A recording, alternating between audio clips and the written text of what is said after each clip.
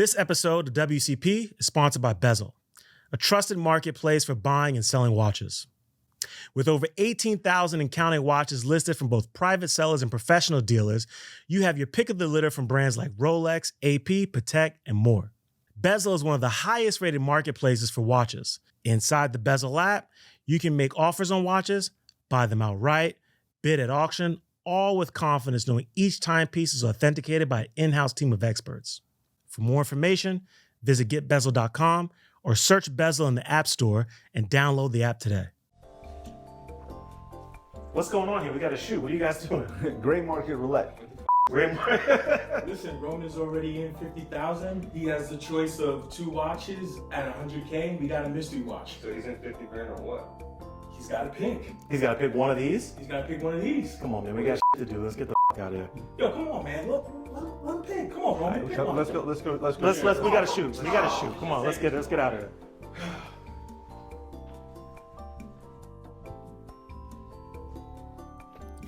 Wrist check pod, guys. Valid.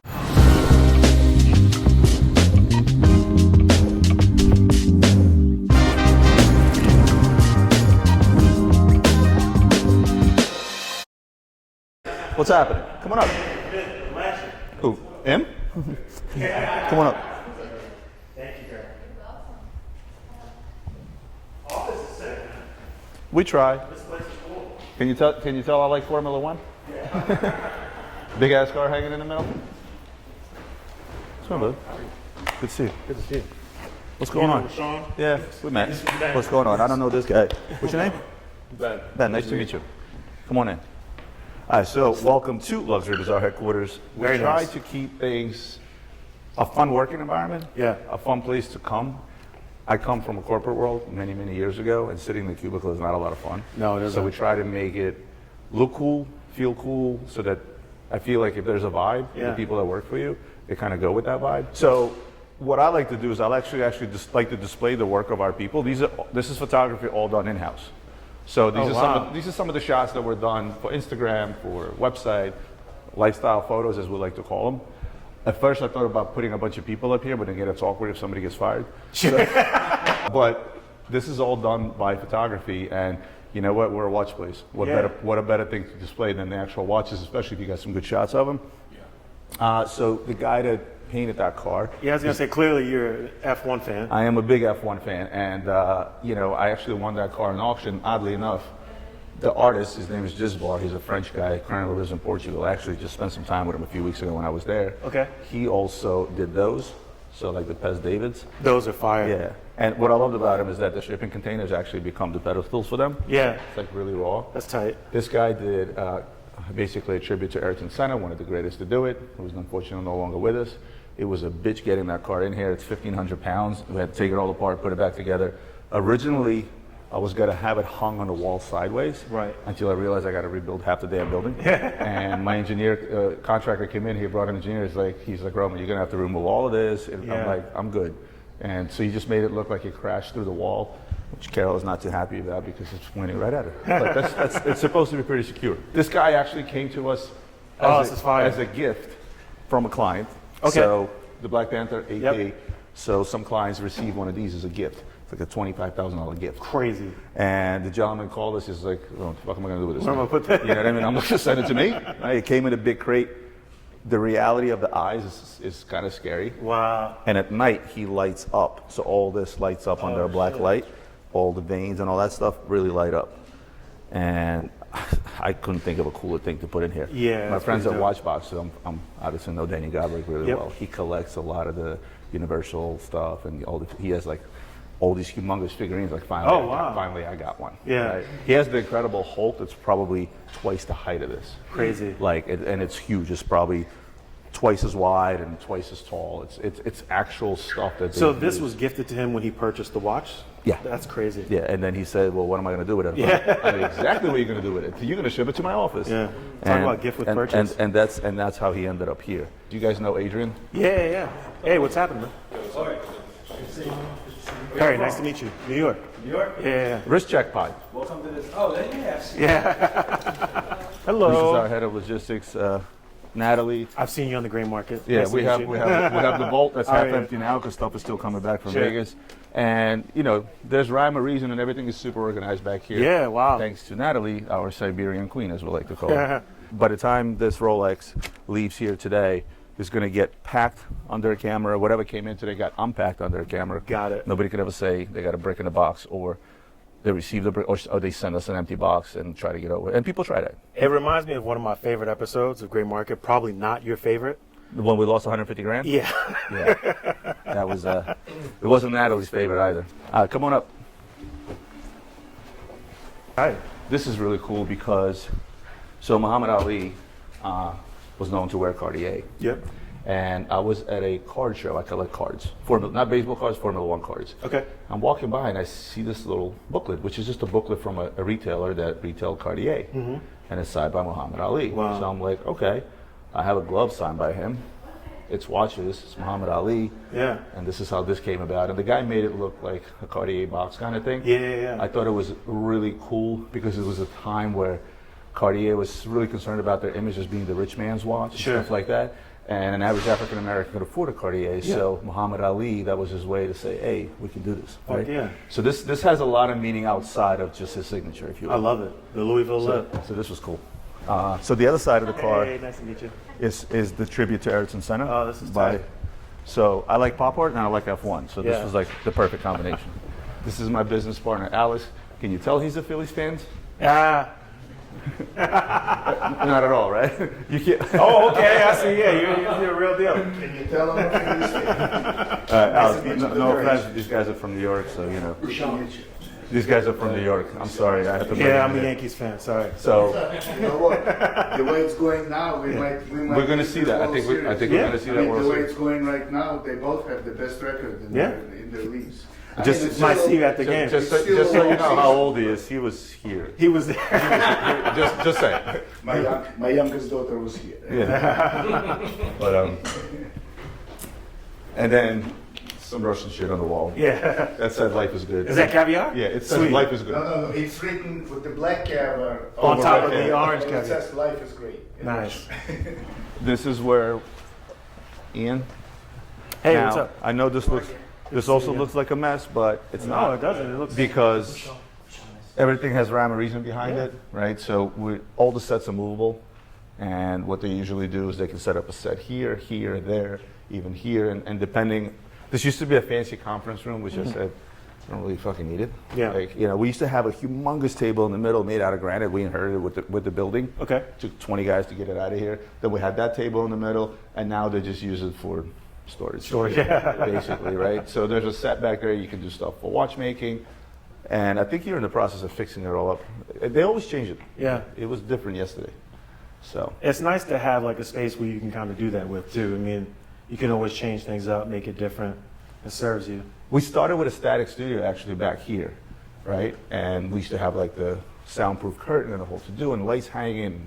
And then we realized that it needs to be a little bit more dynamic as the content evolved. Right. The studio had to evolve as At well. what point did you realize like, okay, we're gonna like take content creation seriously, like we're gonna invest in that?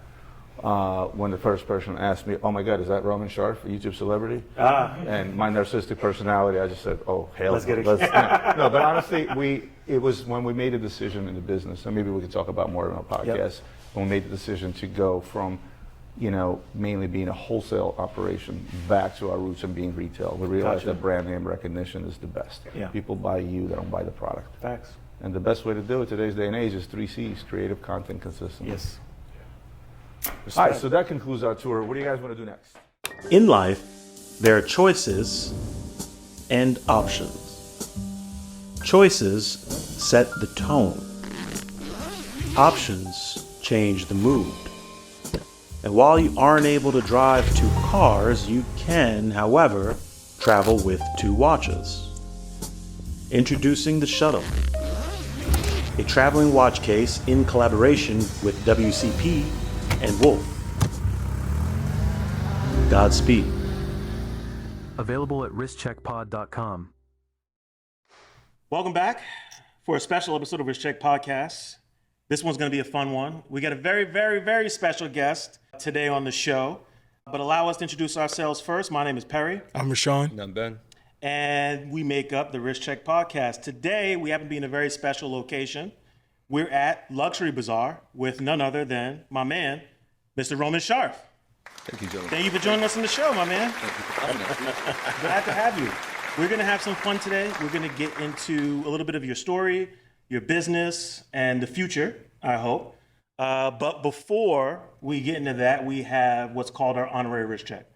It's a tradition how we start with the show. Glad I worked something special. Yeah, respect. On the show. And you might not know this unless you've seen the episodes, but traditionally we start with the man who never repeats a watch and is today sitting on my left, Rahsawn Smith. What do you got on the wrist today, sir? Are you repeating or? I am repeating. Okay. I am repeating a watch, but there's always a method to my madness. Explain. Obviously, meeting you out in Switzerland, we had a really good conversation. And we're kind of talking about we're kind of talking about morals and kind of like why we do what we do. We spent a really lengthy conversation talking about that and kind of diving into videos about you and stuff prior.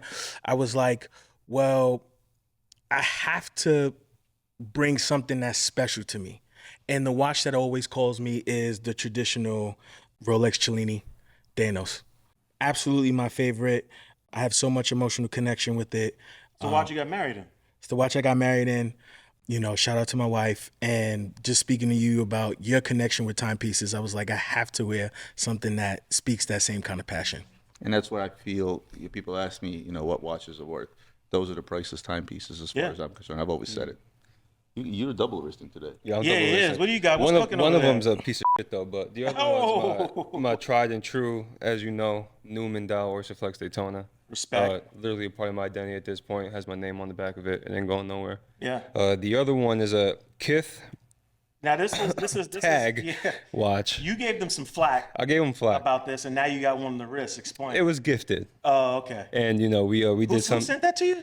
Yeah, we'll leave it up behind the camera. So, we did something special that you guys will all see involving this watch. And I worked to golfing. I started golfing, so I go into the range. And this is my golf watch now. I just think the color makes sense. It's actually pretty comfortable to wear. I'm not mad at it. The one thing that I hate is that the strap sucks. Yeah. It's supposed to be the Miami watch, and I walked from Grand Central to Moynihan train station earlier, which is like a 15-minute walk. Nice little brisk walk. Yeah, my wrist was like drenched in sweat. It's crazy. So that might need to be improved, but aesthetically, it's the nicest of the bunch, I'd say. It's pretty. I like it actually. Yeah. Some holes in the strap. Yeah. Some ventilation. Yeah, it is a Formula One watch, right? It should be perforated. I'm wearing a tried and true. One of my favorites. I picked this up last year. Vintage Pepsi, 16750. Got it from my man Eric Wynn. Shout out to him. This is gonna be my summer watch. I'm bringing this everywhere with me. Not on a Jubilee, though. I mean, it's on Oyster like it belongs. No. This has been a long debate amongst us. But I like to keep things traditional, so I'm rocking out with that. Roman, what do you got on the wrist today? So for me, they're sentimental watches. Yep. They're watches where you may have been at a life-changing event. Are you getting married? I know a thing or two about that. It's been almost 22 years for me since I got married. But I'm wearing a Johann Blake, and it is a Richard Mille. But Yep. most people will look at this and they wouldn't give it two thoughts in regards to Johann Blake himself, the achievements this man has made. Granted, he's still the second fastest because his best friend did beat him in quite a few things, although he does have a lot of records under his name. But more importantly, why I like the Johann Blake edition, outside that aesthetics, comfort, ability to wear a watch that's technically too big for my wrist, but yet sits well because they're very ergonomic, is what Johann Blake has done for Jamaica. Majority of the income that he has made throughout life, and he's made a nice chunk of change. Yes, he has. He's given about 80% of it back. It's amazing. Right? So 80% of his earnings went back to Jamaica, went back to his people, went back to those that are in need. That resonates a lot with me. I do have my own charity, and I try to give back as much as I can on my own, both on a personal level, on a charity level, et cetera. So that's that story behind it that may not necessarily be my story, a wedding story, or whatever story, but I've always urged people, you look at these limited editions, look past the hype, look past the watch, even its aesthetics, but just spend a second thinking about the story person behind it. Yeah.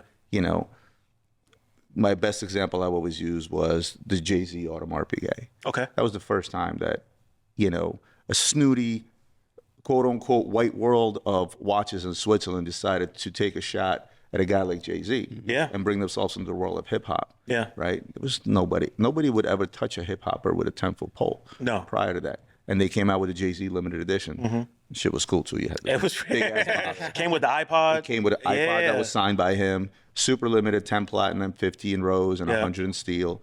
And it was for the 10-year of Rockefeller anniversary, so the 10 was in diamonds.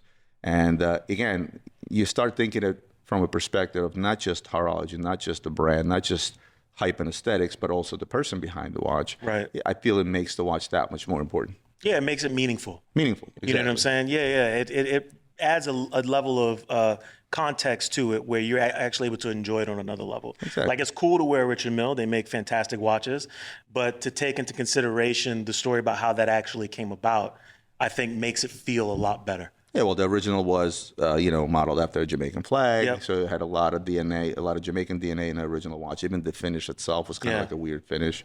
But, when it comes to Richard Mille, it's tough for me not to like something, considering how much time to do for Formula One, which is my favorite sport. So, so from there, it's just like that one, and that one, I think what's also amazing about that brand, just to go off on a tangent for a second, is how aesthetically they've taken over and owned the tonneau shape.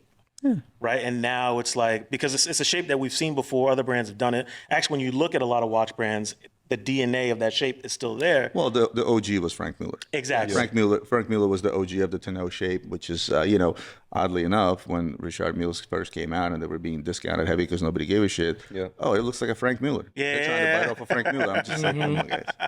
Really? It's funny, and now that's reversed. Yeah. So, to your point, and talking about meaningful stories, I want to get into your background a bit, because some of the stuff that I've heard about you, Luxury Bazaar is known the world over, incredibly popular. You built a successful business, but the story behind it is kind of the stuff of legends, right? When you talk about your story, coming here from another country at 13 years old, the impression your dad left upon you, and your value system, and taking that and consolidating it into something that you can share with people, a business that you can build up that can feed your family. I think it's a really fascinating story. So I want to start with how you actually got into watches. So the way I got into watches is that, having grown up poor in an apartment about the size of the studio, what does that kid always want? Bigger and better things. And it starts with initially perhaps not the proper motivation. It starts purely materially, if you think, right? But then it turns into not just material, it turns into that concept of success. Of course, you grow up and you realize that's always a moving target, right? Yeah. But when you're a little kid, first success means to you, for me, I saw a guy on Brighton Beach in Brooklyn driving an S600 B12, wearing a pair of Cartier glasses with a cigar in his mouth. And I'm like, yeah, I want that, right? When you get there, you realize that's not what it's all about, right? It really comes about chasing that success without losing your moral values. My values are very simple. It's God, it's family, God, country, right? They're about as simple as they get, right? But if you dig deeper in a lot of those values, obviously there's a lot more to it, especially when you start to grow a family, et cetera, right? But it's still chasing that success, but understanding to why you chase that success. Right. And I think the moment you start seeing your own eyes in your kids is when you really realize what life is about, right? And what you're chasing, what you're doing it for. But the watch part of it, it kind of came naturally with chasing first. You see the material. Yeah. You see the gold Rolex. You see you see the S600 Mercedes. You see the big house, right? Yeah. You start chasing that material. Later, as you grow up, you realize that again, that's not what it's about. And watches were a big part of that, if you think about it, because a watch historically has always been that status symbol. Absolutely, yeah. Especially Rolex. Having gone to school for engineering, the other thing that sang to me was the engineering aspect of it, right? The mechanics, right? How does one, take a perpetual calendar, put it inside a thing that's this big, and the thing actually works. It's giving you the month, the date, the year, the leap year, the moon phase, right? And you start thinking about the technology, especially when you consider that we go back 500 years. Yeah. That it was somebody in a shop with a candle, with a tiny little tool, making every single little wheel, and that shit actually worked, and it showed time. It wasn't you know, 1530s, I think, is the first recorded watch that the Germans did, right? Those, they called them like the drum clocks, right? Yeah. One hand, no minute hand. You know, they didn't make their escapement yet until 17, whatever it was. And you start looking at things like that, and to think that that guy that had that, it was a status symbol for him then, but yet he still used the sundial to set it correctly because it wasn't that, you know what I mean? Like, so it was the mechanical, the engineering aspect of things, and obviously the status, the flex. It's no secret. Do you remember that single piece that, you know, you put on your wrist and you're like, okay, this is real. First money watch, Rolex. Yeah. My first, so I get out of the military. I get my first real corporate job. Okay. What's the first thing I do? I'm single. I don't have a family. Right. No, first I went and leased a 3 Series BMW. It was $430,000 a month. Make it count. My first job in corporate, I was making $50,000 a year. I was living on my own. I didn't have kids. I didn't have that many bills. I had my condo that I was able to buy with a VA loan, so I didn't have to put any money out. Nice. So when I bought the condo, you know, there's no closing costs. Uncle Sam guarantees you for the down payment. You get a VA loan. So I'm like, you go to lease a car, you also don't need no money down. Yeah. I got my BMW, and then a buddy of mine, he owned a pawn shop in Atlantic City. I'm like, I need a Rolex. He's like, I got you. He brought me some old 4-digit Datejust, and it was $1,000. Okay. I put it on my wrist, and that fucking watch walked into the room about 5 minutes before me. You know, this was me. Hey, how you doing? Oh, it's so heavy. Yeah, you know, that was it, and that I think made me catch more of the flex bug first rather than the horological bug. Yeah. Of course, post that, as I started reading, as I started learning, as I started understanding, first and foremost, history. I'm a big history lover. I love all history. Yes. Particularly my favorite subject is actually American history. Okay. But because the amount of shit that happened in such a short amount of time in this country, in comparison to European countries, you know, Romans, Phoenicians, and going back to God knows where, so much has happened in such a short amount of time in this country, so much accomplishment. Yeah. Both technological, especially, right? So I started looking at the history. Once I started looking at the history, I started looking at things like prestige one over another, complications, you know, quiet luxury versus loud luxury. Right. It was all those aspects that we all, till this day, if we love watches, we still look at all that stuff every single time we see a new release. Yeah. Especially when you want to talk about luxury, that tag court. No. But I feel the story behind it. Sure. You know, Ronnie's story behind it, that was his watch. As a kid, he made it exactly as it was. It's a real story, yeah. It's a real story. Mm-hmm. So, and plus it's tied to F1, so I kind of have to like it, even though it's Red Bull, so whatever. But that's really how it all starts, right? And then what do? You fall down the same rabbit hole all three of you guys have fallen down before. 100%. Yes. Yeah. So I have a question. You mentioned Rolex being your North Star. I think it was everyone's North Star when it came to just the love affair for timepieces. Diving into your business, when you're consulting with your clients, right? And you can kind of see their development and taste level grow. Where do you point in the direction for them to look outside of Rolex? So one of the things I've always preached, and I've always said the same thing over and over for the last 22 years now. You buy what you like first and foremost within the means that you can afford, right? Yes. And which is an important part, because some guys go a little bit crazy, and they like, you know, some of the young kids that work for me, sales guys, listen, they make a good living. And they're like, you know what, I think I should buy myself this Perri for 15 grand. I'm like, do you own real estate? No, not yet. I was like, well, maybe you should think about that first. I know you can afford it, you have the money, but you know, I start with that. And then the worst question that people always ask me all day, every day, 1,000 times a day, and everybody else in this office is, can you recommend something in this price range? I think I got the first half right? Meaning that that's the means that they can afford, you know, and I start to ask them questions back. And the reason I ask them questions is to find out what their interests are, what floats their boat. And I usually break it down into categories. First, I look at pedigree and history. Right. What floats your boat when it comes to history? How important is history to you? How important is the age of the brand, right? Then I look at, first and foremost, flex factor. And I'm because a lot of people get shy about that. When you start telling them, like, do you want to flex? Like when you ask them, do you want to flex? Well, today's day and age with the world of social media, majority has become flex. 100%. We've gotten away from horology and history. Yep. Flex is number one. And as of late, it's always been that dollar sign, right? Yeah. Is this thing going to hold value?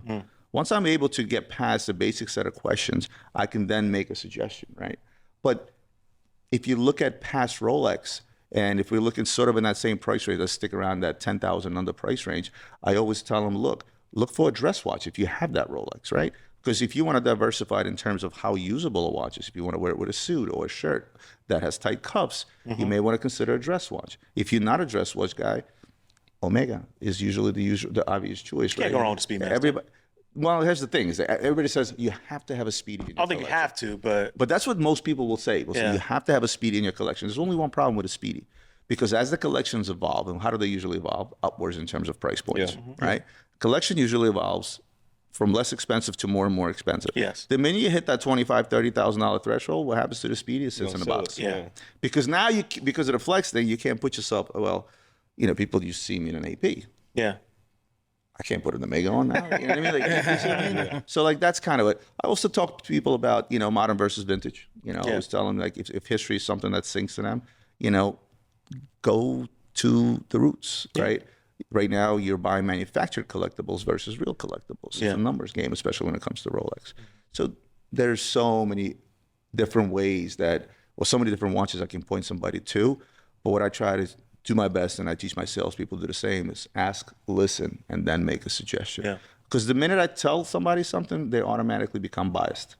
And the goal is not to bias that buyer and to have them buy something because I just said so. No, they have to feel like they made that decision, not me. Yeah. Do you think that person who says, I've been used to wearing an AP, now I can't go back to an Omega, is that a real watch collector? Would you say? Absolutely. I don't see, the thing of it is that just because the reasoning behind love of horology has changed, if it may have went from horology innovation itself, from history to flex, does that make that a bad reason?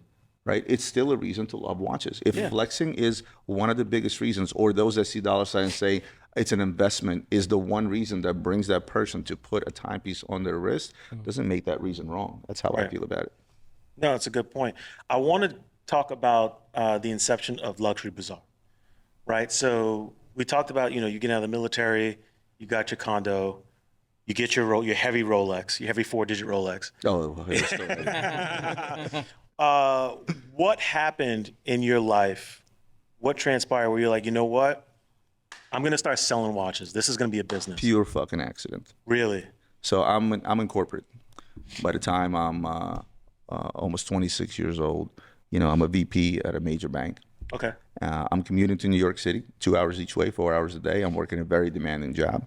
I'm responsible for the global and local payment system, a $42 billion system a month. Wow. That's how much money went through that system. Wow. Right? Unfortunately, I was there for 9/11. Yeah. Our office was World Trade Center 4. Not an event I look back on lightly. And a guy comes up to me, approaches me, a guy I knew that was a local gray dealer that I went to buy some jewelry, some watches sometimes. And he goes, Roman, all this computer stuff. I'm like, we're going back 20-some years, right? Yeah, I love that. I'm like, it's a little bit more complex than that. Like, electrical engineering, computer science, VP at a major, never mind, right? I was in charge of 4 data centers that had $20 million worth of hardware in it at the time, right? I didn't get into details with him because apparently he didn't know how to turn on a computer. Sure. But he was smart. He realized that e-commerce is where it's going to be when it comes to his market, specifically eBay at the time, because the first 3 years of this business was just eBay. Wow. E-commerce was just at its, really beginning stages. eBay was the place. King. Yeah, it was king. He said, I have these watches. I want to bring in these watches. You can throw them up on eBay, sell them. Whatever you make on top, you keep. My response, you out of your mind. Who's going to buy $10,000 watches on eBay? Yeah. In comes my wife and goes, I think it's a good idea. I think we should do it. I said, absolutely not. So we did it. At the time, she was 6 months pregnant with my son. Oh, wow. She helped me along the way up until she gave birth. I remember till this day, we used to take photos by the window with our first digital camera that was, what are digital cameras nowadays, Ian? How many megapixels are digital cameras nowadays? 5,000? Yeah. Yeah, mine was like 4. Yeah. Right? She set up this little spot in the window. The lighting was right. We used to take these photos, put the stuff up on eBay. And, the rest they say is history, because all of a sudden, 3 months go by. I sold a couple of tchotchkes on there. He brought me some little table clocks, stuff like that, stuff that was under 1,000. All of a sudden, somebody buys an Audemars Piguet Royal Oak City of Sales in stainless steel. Out of all places, a guy from Germany sends me a wire. Wow. And this is, mind you, at the time when 99 out of 100 times I spent my time explaining to people that I'm not a fraudster. I'm actually going to send you a watch. You know, I'm legit. It was a tough It's time. early 2000s. This is like $9,250 would I like to have that watch back at that price now. And that's when I'm like, oh shit, this could actually work. Wow. And I spent I spent 3 years doing it part-time, and I found myself at a crossroads. Market took a shit, especially obviously post 9/11. Economy went to shit. Banks started laying people off. 15% of the company gets laid off. That's a bank at the time employed 120,000 people. So think about how many people that is. Of course, from where in New York City, that's where most expensive people are. Every other person next to me got up and left.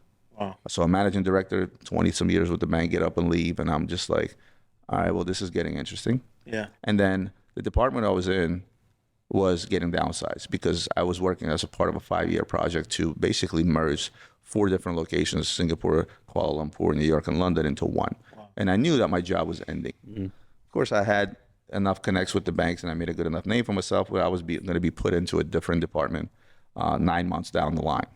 But in the interim, I have to go to a different department to do some really, really low-level programming shit that I didn't really want to do. And I made a decision. Of course, at the time, the decision was easier to make because I was already making 1.5 times the income selling watches part-time as I was doing at the bank. We now have a new house, we have a baby, I'm married, different responsibilities. So I knew that financially I could support, and the rest is history. Yeah. Wow. Yo, you know Bezel just launched auctions? Really? Yeah, they did. You could bid on watches inside the app. They give you notifications on auction drops, and it's still authenticated. Oh, shoot, I won. Yo, what you win? Man, don't worry about me, man. Go download the app. Go visit getbezel.com. Oh, come on, man.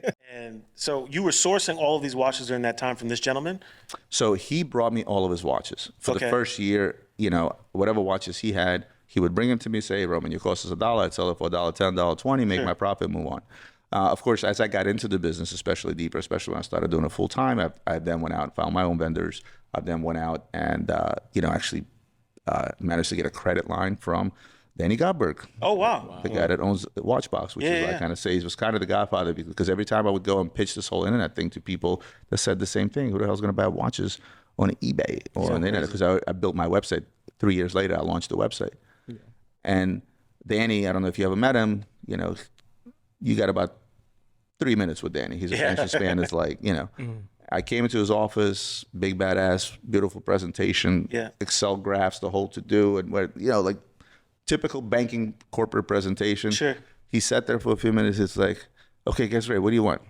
I'm like, I just want some credit. He's like, 250,000, 30 days, anything you want in my safe. Wow. And that, mind you, at the time, I started with 12 grand. Yeah. Right? That was a big fucking deal. Right. It was a huge deal. That propelled my business. How'd you feel in that moment when you got the green light? I felt that I had to prove myself, to Danny, because here's a man who is a generational businessman. I mean, Godberg's been around, well, now, 1916 company, right? That's how long Godberg legend in the industry. You know, that's how long the company's been around. I felt like I had to back up all the shit that I told him in that meeting. Right. And I did. That year, I went from 2 million in sales to 11. Incredible. Wow. But because of their money, I was able now to buy things, because the business formula back then was what? We all sold pictures. Yep. Right. We would go to every single website from Cartier and on down, Audemars Piguet and Lange and whatever, copy all the pictures, put them on there, and then we had a Rolodex of ADs. I can call 10 different ADs, buy the stuff 10 over cost, sell it at 30 off online. Yeah. There was no over list. Yeah. The only watch that ever sold over list back then was the Daytona. Yeah. That's it. Wow. So it's funny, when we dive into your background, you gave us a tour of your facility. And you run a tight ship, just in how you speak of shipping, receiving.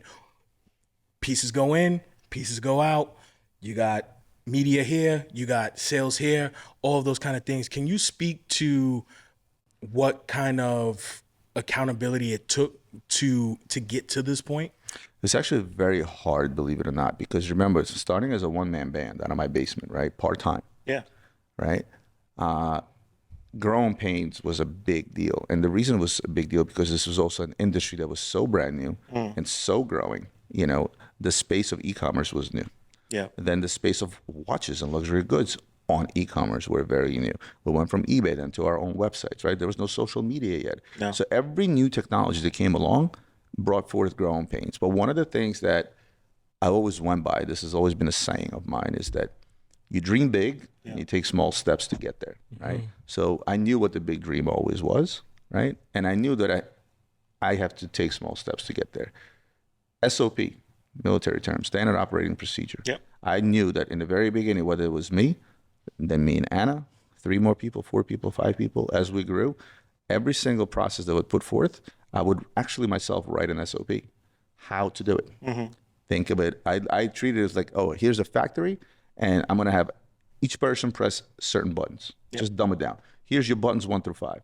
And you allow an individual that's now coming in to press those buttons to not only just allow him, you almost demand him to look at every single button and say, hey, you know what? Button number 3 is not going to work. I can do it better. Yeah.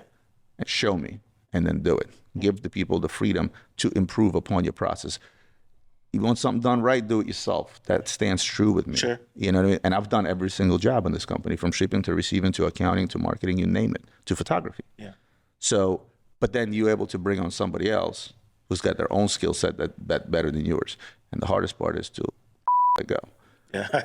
It's, when you start as a one-man band, it's but procedures, I literally have binders upon binders. Every single task that's done in this office, there is a procedure that's put in place by first management and then improved upon by the people that execute. It's funny because, that is a common thread with successful business people, people who achieved like really high levels of success, is at some point when their business was small, medium-sized, whatever, they were the one-man band. You had to know each and every step.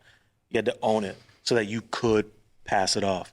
You brought up an interesting point, Rahsawn, in the question that you asked, and when you were talking about technology and moving into new spaces. I want to talk about you stepping into media, right? And sort of like the opportunities that you saw there early on, because now Luxury Bazaar, part of what's made it so big outside of you running an amazing business is the fact that you've created a brand that people can recognize, and that brand has exploded on social media, that and the show that you launched, Gray Market. What was the idea of stepping into that realm? Well, you have to look at where we were as a company at the moment that we made that decision. We're going to the time of pre-COVID. Yeah. We concentrated for the first 5-6 years heavy duty on retail. Then other competitors stepped in, that space grew tremendously. Now, being one of the first always helps, right? Because everybody knew who Luxury Bazaar was at the time. But times change. And especially today's day and age, you can take any company, make it look just as big as us on paper with the use of social media, et cetera, right? So at the time we were in wholesale, heavy duty. And I sat down one day and I looked at my books and I said, I'm done. The reason I was done is because, yes, it was wholesale that allowed us to propel our company to become a $100 million company. Wholesale was the very reason we were able to take our sales to that $100 million mark, which was something I was working towards. Like that was sort of like that marker, right? Right. It's a big marker to hit in any business. Yeah. And I said to myself, all right, it's been 5-6 years since we did wholesale. I got 28 million in receivables. That's 28 fucking $million that people owed me. I have 20 million in payables. I have about 2 million in 2 to 3 million in dead inventory. My inventory levels are way too high, and I probably wrote off about $2 million in bad debt expense in the last 5 years. Yeah. This is not a product. This is a business entirely dependent on myself, some key individuals within the company. This is also not a product that I'll be able to sell in the future. And I want to sleep better at night. I don't want people owing me $28 million. And I said, all right. I sat down. I came up with a 2-year plan as to how to gradually get away from wholesale and move back into retail, take over the retail space kind of thing, get back to our roots. Right. And COVID hit. And I was forced to do it overnight. So it was a blessing and a curse at the same time, right? We managed to successfully not lose any revenue. In fact, increase our revenue by going the retail route. Incredible. But one thing that I said is, I'm not paying Google pay-per-click. I'm not doing Facebook ads. I'm not going the traditional marketing route, because now you're in a rat race with a million other guys out there. The space is much bigger. So what we're going to do, we're going to do brand name recognition. My CMO, Avi, comes to me, says, here's a camera, stop fucking talking. I love the sound of my own voice. I have an narcissistic personality. I said, fuck it, hit record. Run it. Right? And that's how it all started. The one thing I did tell Avi right away is, it's not going to be, nothing's going to be scripted. I'm going to be myself. I'm going to be unapologetic. If I want to curse, I'm going to curse. The biggest heat I caught on what's on my desk is the fact that I was looking at watches and dropping them. Yeah. Of course, the way the sound was rigged, it sounded a lot worse than what it was. And I was dropping them onto a felt tray, but people were like, oh my God, look at how What's he doing? He put the watch down on this crown and he's ruining the watches because, it was kind of like the first of its kind. Yeah. And, and here's this guy who's raw, unapologetic, who's not the white gloves, not, I love Tim Masso, but I'm not a Tim Masso. Sure. Do I have Tim Masso's knowledge? Probably not, because this kid lives, breathes, and I think he's in his sleep, he reads about watches, right? And he pronounces everything correctly too, right? Goulichet is just not a good word to pronounce. Yeah. But I did it my way. That turned into a Q&A, and what I did is that recreated the rapport and put a face behind the company. Right. People knew the name Luxury Bazaar. Again, we were one of the first ones online. Yeah. But now you start to put a face behind it, giving people rapport. It makes it more dynamic. It makes it more dynamic. Then Avi runs into my office and goes, what if we did a reality TV type of show? I'm like, what do you mean? He's like, we're going to literally take the curtain off and we're going to show people the dealings, how much we pay, how much we sell it for, how we make these deals. And how I was like, no. For a year, he was running back and forth to me. I literally have an original Sizzler somewhere that he created of Gray Market. Even Ian, who was my Respect to Avi. Yeah, even Ian, my first videographer, you see sitting back there, he was just like, yeah, I don't know about that, because Ian knows me very, very intimately, because he was the only guy with a camera and me in front of me, right? The amount of blooper reels this guy has, forget about it. Oh, man. But he keeps pitching, and I was like, absolutely not. Then what happens? Anthony, Timepiece Gentleman, does a day in the life. Ivy ran into my office foaming at the fucking mouth.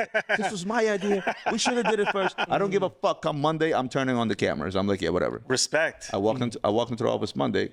Was it you? Ian standing there like this. Let's go. I'm like, what's up? Nothing. Do what you do. Yeah, live your life. And that's how Gray Market was born. And now that space is, again, we got to continue reinventing. The space got polluted. Too many guys doing the same thing over and over, much like on Instagram and so on and so forth. So you got to continuously reinvent. Make it fresh. Tough. Yeah. What I love about your story is that there's this constant theme of starting over when met with challenges, right? You coming to this country. Facing one right now. 9/11, COVID. And you continue to push and propel yourself forward. It's super commendable. And now, I know you're in a situation where the business successful is running itself, and you have, one of your children, your son, that has sort of gotten the entrepreneurial bug and spirit. How did that make you feel to see him sort of take what you gave him culturally and make something of it with this? I cry sometimes under a pillow when because he has his own successful sneaker business now. So I guess it starts with the values, right? Family values are super strong, right? Religious values are super strong in the household, right? Country values are super strong. You are to grow up to be a well-rounded and respectful individuals, respecting your elders, respecting your siblings, respecting all those around you, giving respect to everyone where respect is due. Right. Don't be a little. Yeah. If somebody's disrespecting you, you punch them in the nose, figuratively or physically, whatever, right? But at the end of the day, you instill as much as those values you can in your children growing up. And we've always done that, me and my wife, as a pair. I always give her most of the credit, but we do make a good team. Number one thing we said to each other when he was born, he was our first, we have three, is we never argued in front of our kids. We always unify in front. I can grit my teeth and disagree with her 10 times over, and steam is coming out of my ears. I love that, but you're I will united never front. say anything in front of my son. Yeah. I can pull it to the side afterwards and say, I think you were wrong. I think we should do this. But if she said yellow, it's yellow. It's yellow. There's no questions about it, right? That was one thing. Another value is earn your keep. When you turn 15, you are to get a job. And this is where it started with Marcus. He was actually he was 14 and a half. We started talking what are you thinking as far as jobs? It's I don't know about a job, Dad. I was thinking maybe some type of a business, some kind of a hustle. I said, well, I got an idea. For your Luxury Bazaar, started with eBay. Take some of Mom's old purses, shoes, jeans, whatever they got laying around. Always random shit around the house that you collect over the years. Start throwing that up on eBay. I'll give you 50% of what you sell. Bet. Takes a couple things, sells something for $500. Gets $250. Comes back 2 months later, says, I don't want to do this anymore. I said, what do you mean? He goes, Dad, this ain't a business. You bought Mom some purse 10 years ago. You paid for it. Now I'm selling it, I'm getting half the profit. I didn't buy that thing. I didn't put my money in it. That's not a business. Wow. That's you just, it's a give me. Yeah. I said, what do you want to do? I said, I want to sell sneakers and hypewear. I want to sell sneakers and hypewear. I said, all right, son. He's like, I got $2,000 up on my merchant money. I said, well, so what do you want to do? It's like, I want to buy and sell stuff. That's when I told him, need a balance sheet, a profit and loss statement, inventory statement, client list. He's like, huh? He's 14 and a half years old. Yeah. So I explained to him. I always talk to my kids as if they were adults, because if you tell them enough times, they'll get it. So he created all that stuff for him in Excel, put in that $2,000. He went out and bought some stuff, started with Supreme stickers. That's what all of them start with, Supreme stickers. Yeah. He was hustling stickers in school. I'm like, aren't you getting kicked out of school for that? He's like, I got this, Dad. And lo and behold, a year later, that 2000 became 24. Another year, that 24 became 127 on his balance sheet. And then before he graduated high school, he did $1 million in business. Incredible. Mind you, he still graduated with a 4.3 GPA and got it applied to a ton of schools and got into all the schools, including Northeastern's, which his counselor told him was a reach. And the reason he applied and got in is just to tell his counselor, hey, I got in. There we go. Right? Ultimately, he chose University of Miami. They have a great business school down there. Not to mention, I mean, I took the tour of the school. Why wouldn't you want to go to University of Miami? Right? And, you know, he was there. He was there for a year. Finished the year on a dean's list. At that time, he's opened up a retail store. Yeah, he's got his own store now, Hype Miami. Now he's opened up another one. Wow. The idea is to grow to about 10. Yeah. You know, build a product kind of thing. And at the end of year one, he called and said, Mom, Dad, I finished the first year. I'm on a dean's list. Congratulations, son. He goes, to be fair, I didn't do shit. I said, what do you mean? He's like, Dad, honestly, I didn't do shit. So one of the best investments that me and my wife ever made was to send him to a school called Germantown Academy. Okay. The school has been around. It's older than America. It's been around since 1755. Wow. George Washington's son went there. That's how old this fucking thing is, right? Their rival school, Penn Charter, has been around since 1655. Okay. So a lot of history, a lot of good values in that school, and provide him the kind of education that allowed him to breeze through the first year of college, be on a dean's list, and literally not do anything. Right. And he said, it's a waste of your time and my money. Huh. No, he said, it's a waste of my time and your money. And your money, yeah. I said, all right, you owe me 75 grand and you can go. He never gave me the money. And he went in, started concentrating on his business full time. Last year, he did just about $5 million in revenue. Incredible. Yeah. I want to ask, because you speak about accountability on the side of the business and the infrastructure, and then you also speak about new people getting into the space, and especially on the media front. Some of it collectively, like, we love, and then some of it we don't love so much. What is your take on the idea of new people entering the luxury space in e-com or wholesale, et cetera, simultaneously with media?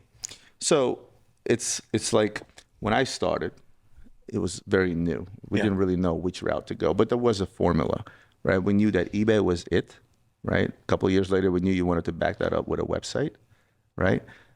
Today's day and age, if somebody's going into this business, they know that they're not going to be successful if they don't have, obviously, the goods or a knowledge goods, vendors, be able to get the stuff.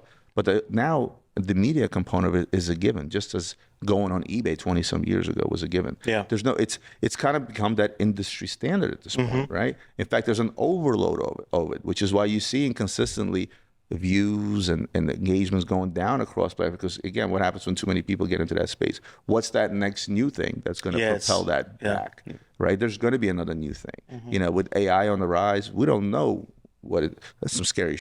Yeah, I've seen some stuff. Shit. We'll talk about it. You know, but and that's what it is. It's just, now, as far as me actually, what my thought is on competition entering the market, without media, whatever it might be, I've always said I work with my competition instead of against them, and that's taken me a long way. I've literally put kids into this industry that knocked down my door. I had a kid email me every day for a year. Wow. Watches 101, Ricky Maduro. Same story, worked for a bank, engineering background. Yeah. Papi, I want to do what you do. I want to do what you do. So finally, they fucking come in here. So he flew into the office. Another kid, studying to be wants to be a commercial pilot. It takes a long time to become that because you need so many hours, right? Literally flew into a little Cessna plane to Philadelphia. You know, came in and has been successfully in business now almost 4 years, right? So, but guess what? There's room for everyone. Yeah, you know what I mean. And the amount of business that I've done with both of them. One is concentrated on wholesale, one is concentrated on retail. But the amount of business, did I gain from it? Of course I did. Of course. Because guess what? We've been doing business for the last 4 years. Yeah. I've made money with those kids. They made money with me. I don't work against my competition. I work with them. Yeah. I want to ask you, I want to get into some more watch stuff. I think what most people might want to know is, obviously the market has changed over the last year. Some people say it's being corrected. What brands do you think people ought to pay attention to in this climate that maybe they're not? Again, I always go back to the same thing. Yeah. The brands that you like. Right. But if you're looking from an investment perspective, for 20 years, I've been saying watches are not an investment. They're an expensive toy first and foremost, right? Yeah. But they can be bought wisely. I think a lot of people are still sleeping on the fact that it's a numbers game. Yeah. You want to talk about collectability, you want to talk about something that is rare, look at something of which there's less of and do a direct draw or comparison to trends and popularity. Because at the end of the day, there's still trends. Yeah. Now, one thing that will always stand true is that vintage is always going to be vintage. Yeah. Antique is always going to be antique, especially when you're talking about a Rolex, Yes. which has had a classic look throughout. Look at your watch. Does it look that much different today in the modern version? Yeah. Well, it does, but it doesn't. Yeah. You still Same know DNA. what it is, right? Yeah, 100%. So, one of the things I've always said is, a lot of people spend time chasing modern manufactured collectibles, 5711. Yeah. But yet they won't look at a 3700, of which there's only, maybe 3,000 in the world? Crazy. And they trade at the same price as a 5711 Rose. So you have to look at the dips in the market and say, okay, consciously, look, I can go out there and get myself a 3700J today, nice condition, under $200,000. Same as a discontinued 5711 Rose, but how many 5711 Roses were made? Right. Right. I think another thing people are sleeping on is early independence. I'm glad you said that, because one of the things I wanted to get to is when we were in Geneva, we were having dinner with Pierre. There. And I think he's brilliant. And you had an episode recently. I think from that same time, you guys shared some wine and cheese with him and his dad. Yeah, it was 9:30 in the morning. We're finishing this bottle of wine. But and not just from meeting him, even before I met him, really, really excited about this brand. You got to check out some of what they're working on. What kind of impression did that leave upon you, especially in terms of where independents are going for the Well, let me start with the fact that I was fucking starstruck. Yeah. Sat in the room with a legend. Legends. Right? I mean, and Jean-Claude Biver is what he's damn near saved this industry. Let's start there. The accomplishments or the notches that he has in his belt are just far and beyond of not a whole lot of people out there that can match that, right? In the world of horology. And I also know that for him, this isn't a money grab. He doesn't need it. No. This is literally leaving that legacy behind. Yes. And when I got to look at the watch closer, and tremendous amount of memes out there about the watch, its price tag, et cetera, I asked myself an unbiased question. I said, remove the dial from the logo and look at the watch. Yep. And I did. When I looked at how this watch was made, how it was finished, some of the extra stuff they've done. The bracelet. They're doing stuff you can't even see. Exactly. Yeah. The bracelet. Yeah. Well, a lot of people, how about most watch collectors today, don't pay attention to a bracelet, but yet don't realize the level of difficulty to execute a bracelet, period. Yeah. The new, the new Patek that just came out, the ellipse. Oh, the ellipse. With the bracelet. Beautiful. Everybody's like, what is that? I'm like, can you know what it takes to make that bracelet? It's crazy. You know what I mean? People don't see it. Yeah. The flex factor, right? But when I looked at the JCB's watches, I felt that the price was I felt the price was worth it. I felt that you got enough bang for your dollar in terms of complications, finishes, overall craftsmanship, and rarity. It's going to make 20 watches this year, maybe. Yeah. Right. And now you take Jean-Claude Biver and you put on top of that watch, put the logo back. It's a win-win. It's a win-win. And then I think in addition to that, we had Yoni on the show some time ago, and he was going on about, how impressed he is with Pierre. I think when you add Pierre to the equation, and what's important for his dad is that his son has this equal amount of passion. Both of his sons. Yes. For this business. He talks about playing with eternity and now having the opportunity to leave something behind where they're not worried about the competition, right? Because it's not about what everyone else is doing. It's about where we're trying to take this. And not only does it take his name into the stratosphere. But I think what it does for Switzerland, what it does for watchmaking, and everyone in between, that level of care, I think, is something that you don't quite see with the bigger brands these days, but the independents kind of ooze it. You look at a guy, and you look at his two sons. Yeah. Right. And as he gets older, and he realizes that we're not here forever, and he's able to look down on his two sons and say, "There's my legacy." But throughout life, there was another baby that he had, and that was watches. Yeah. Now he's able to do both. Yeah. Bring them all together. And that's amazing. It's incredible. I think that about wraps us. This has been really, really delightful for me, I have to say. I want to say thank you again for agreeing to be on the show. Thank you for hosting us and your beautiful facility. You're a hell of an art collector. You got an incredible story. I have a great amount of respect and admiration for you because not only what you've accomplished, but how you carry yourself through that whole process. And I think it's telling. It speaks to the level of success. It speaks to the amount of respect that your team has for you. And speaking to others in the industry, it speaks to the reputation that you carry and how they speak about you when you're not in the room. So thank you again. I appreciate you guys putting on the show. I think it's amazing. I appreciate you guys traveling down here. Of course. Had a lot of fun. Perhaps we'll do it again in New York City. Absolutely. Would love to. When you guys get your new studio opened up. Yes, that's coming. Yes. We got some things in the works. So this has been another episode of Wrist Check Podcast. You guys know where to find us if you want to view it. We're on Spotify, YouTube, audio. We're on Apple Podcasts, iHeartRadio, and maybe even one day. Nope. Not the metaverse. Yeah, he's still pitching that thing. We'll see you guys in a couple of weeks. Thanks, Peace. Boys.